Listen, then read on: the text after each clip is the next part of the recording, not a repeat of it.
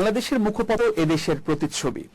দেশের জনজীবনের গুরুত্বপূর্ণ নানা বিষয়ের বহুমাত্রিক আয়োজনে আমাদের এই অনুষ্ঠান। প্রিয় দর্শক, এখন আমাদের আগ্রহ এবং আকর্ষণের জায়গা জুড়ে আছে সমাজ সংস্কারমূলক প্রতিষ্ঠান সামাজিক মঞ্চ। ঘুষ, দুর্নীতি ও চাঁদাবাজির বিরুদ্ধে জনসচেতনতা তৈরি করতে গড়ে উঠেছে সামাজিক মঞ্চ।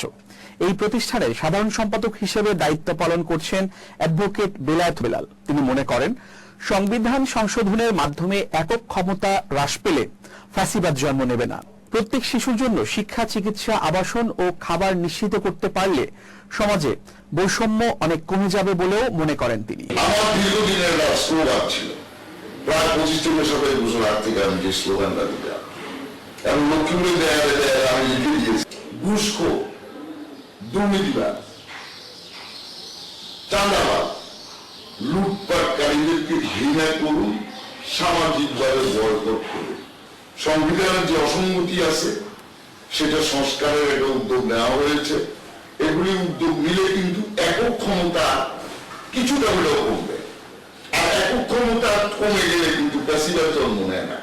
যে প্রত্যেকটি শিশু তার শিক্ষা অর্জনের অধিকার আছে, তার চিকিৎসার অধিকার আছে, তার বাসস্থানের অধিকার আছে, তার খাবারের অধিকার আছে, এটা সংবিধান আমাকে বলে দিচ্ছে।